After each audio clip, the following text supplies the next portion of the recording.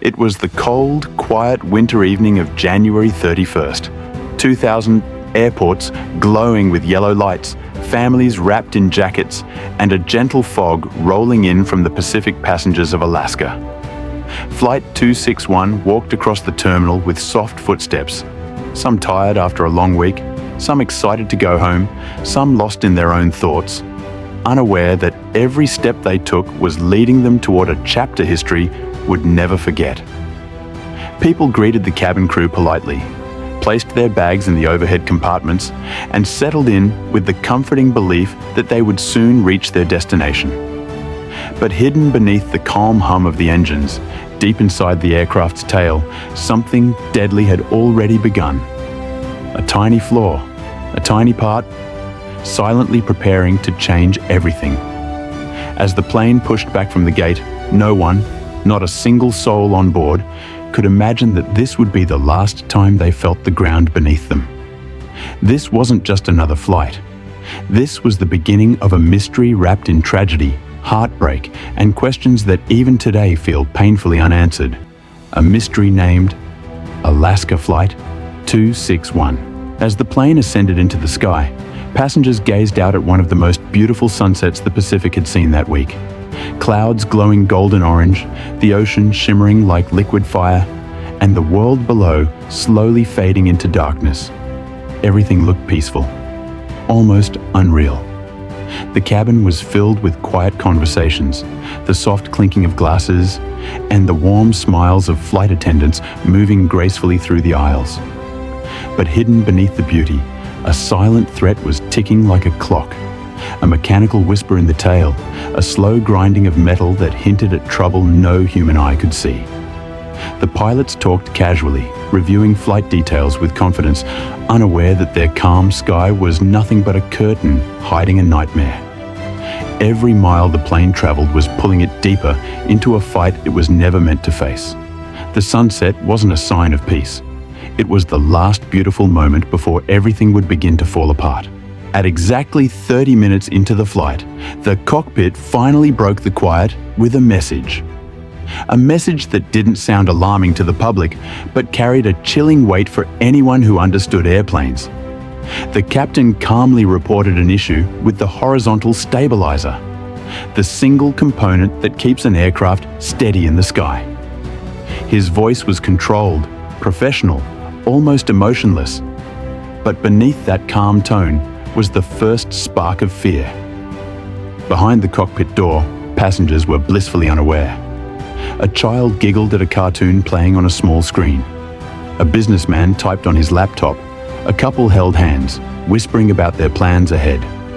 None of them knew that the part controlling the pitch of their aircraft, the part that kept them from falling, had begun to malfunction. In that moment, the pilots weren't just flying a plane.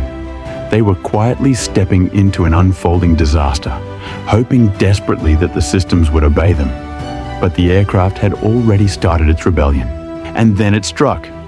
Without warning, without a single second to prepare, the aircraft suddenly nosedived. A sharp, violent, stomach-twisting plunge that ripped gasps and screams from the passengers. Coffee cups flew. Seatbelts tightened painfully. Oxygen masks swung wildly like pendulums. The entire aircraft shuddered as if grabbed by an invisible force pulling it toward the ocean below. Inside the cockpit, the pilots fought with every ounce of strength and experience they had. Their hands gripped the controls, their voices filled with tension as they forced the plane back upward, fighting against a malfunctioning stabilizer that refused to obey. Inside the cabin, people held on to each other, shaking, breathless, praying silently that the worst was over. But this drop, as terrifying as it was, had only been the first warning, a reminder that something far more dangerous was unfolding in the skies above the Pacific. The real nightmare hadn't even begun. In the cockpit, the alarms began screaming non-stop. Warning lights flashed red like a heartbeat in panic. The stabilizer jammed completely, trapping the aircraft in a deadly angle from which there was almost no return. The pilots' voices, once calm, began cracking under the pressure. The recordings captured their struggle, Their breathing, their desperate commands, their frantic attempts to keep the plane in the air. One of them whispered the words that would later haunt investigators forever. "We're losing control. We're trying everything." Moments later, the aircraft rolled upside down, spiraling toward the freezing Pacific at a speed no human could survive. And then, the world heard silence. No final mayday. No successful radio call. Just a sudden, horrifying end as Alaska Flight 261 vanished beneath the waves, leaving behind 88 souls, countless broken families, and a tragedy so emotional, so painful, that even decades later, the ocean still feels heavy with the unanswered questions it keeps buried. Inside the cockpit, the pilots were no longer flying the plane. They were fighting it. The controls felt stiff, heavy, almost frozen, as if the aircraft itself was refusing to obey. Every movement of the joystick demanded strength, every correction took effort, and every second felt like wrestling with a giant machine that was slowly losing its mind. The captain's breathing grew heavier, his voice tense as he called out instructions. His co-pilot's hands trembled slightly as he monitored the rapidly changing numbers. Altitude dropping, speed fluctuating, alarms flashing like red warnings of doom. Meanwhile, in the cabin, fear spread like a quiet wave. Passengers felt the aircraft tilt unnaturally, their drinks shaking, their stomachs tightening. Some tried to stay calm. Others instinctively reached for armrests, for loved ones, for anything that felt real in the chaos. A mother pressed her child against her chest, kissing his forehead. A teenage boy removed his headphones, frozen with confusion. A man gripped his wife's hand so tightly she could feel his pulse racing. The sky outside remained eerily calm. But inside, Alaska Flight 261, a desperate battle between humanity and a failing machine had begun. A battle the passengers had no idea they were already losing. For a short, fragile moment, the pilots regained control, or at least enough to level the aircraft.